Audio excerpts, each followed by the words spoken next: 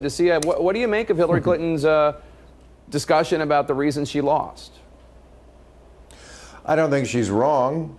I don't know why she needs to be coming back. She had her turn and it didn't work out. I compared her to Bill Buckner. The ball rolled through her legs.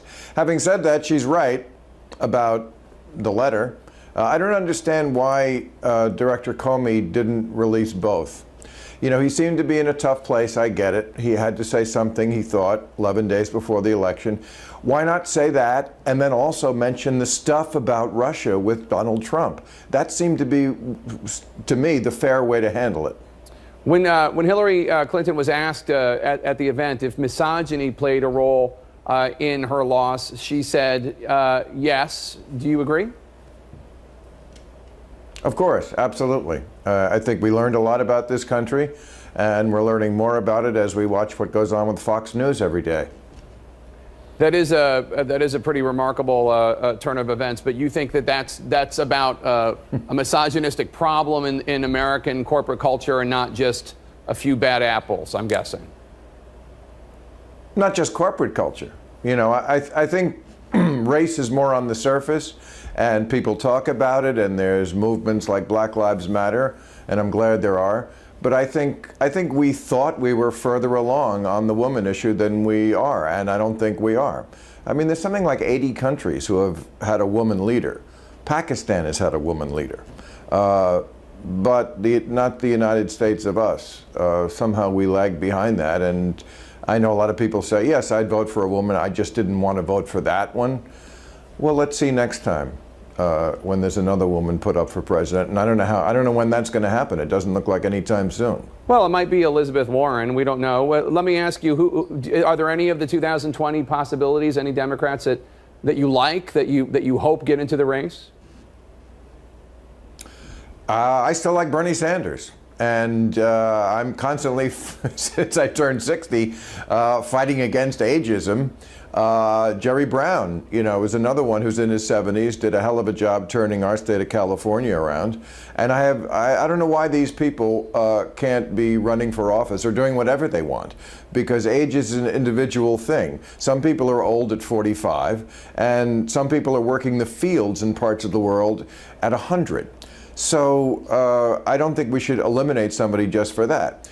But we also have other candidates. I like our lieutenant governor here, Gavin Newsom. I think he's an up-and-comer. He's probably going to be the governor in a year, and we'll see after that. And obviously, when there's an unpopular president, as there is in the White House, people will come to the fore. I think you're going to have a very crowded field for the Democrats. I just hope they learn some of the important lessons from 2016, like have a message, you know, at least we're not crazy didn't work. I think you need something more. You said on your show that liberals need to stop trying to win over Trump voters with facts. So what should Democrats do to win over Trump voters? Well, I was just going to say, a bit of it should be ease up on the identity politics. They pulled off quite a neat trick in 2016. They made white people, who are still the majority in this country, feel like a minority, or at least enough of them to swing the election. So I think that's important to make sure you look like you represent everybody, including the majority. And also go where the energy is in the party. Hillary is a lovely lady, but she couldn't fill the function room at the Olive Garden. And there was a 74-year-old man who was getting crowds of 20,000 young people to come see him. Rallies matter. Trump proved that. It shows something about what people want. She was not a great candidate. I think she acknowledges that herself. Having said that, what I'm going to talk about at the end of my show on Friday night is the fact that those people who said, well, she was the lesser of two evils and a pox on both their houses, now we have 100 days of empirical evidence of what a Trump presidency looks like. They should be ashamed of themselves, and for the future, we should note this, that you were wrong about Hillary just being the lesser of two evils. That's the first step to winning another election for the Democrats. So just to make sure I understand, do you want Bernie Sanders to run for president again? I do. For nothing else than to keep everybody else honest in the race. because he just says it the way it is. He doesn't pander, and everybody else is going to have to get on board with that. You interviewed Senator Elizabeth Warren last week. I want to show our viewers a moment from that interview. When you talk, Well, his fans are not with you. hold on. Come on. When we They talk, don't like you, Pocahontas.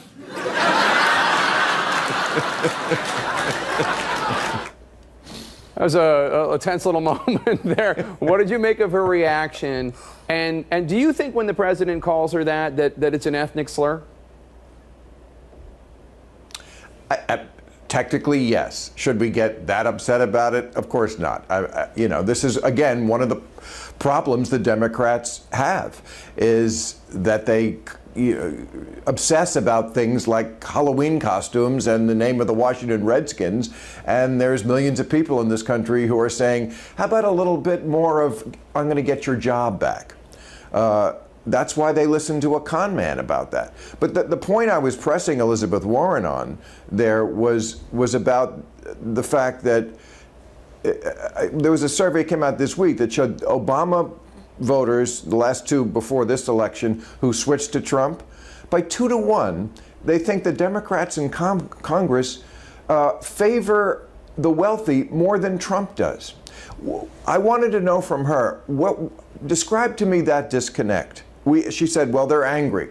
I said, yes, we agree. Everybody's angry out there, and we agree that there's a lot of justification for that anger. My question is, how come their solution to that anger is to go for the guy who is obviously turning everything back over to the 1% instead of you, Elizabeth Warren, who actually would help those people? Whose fault is that? Now, it is part the Democrats' fault, and it's part people's fault. They just don't pay enough attention to know who is going to really be their champion. They have to own that a little bit. Bill Maher, always good to see you, always good to talk to you. Thanks so much for coming on the show today. Appreciate it.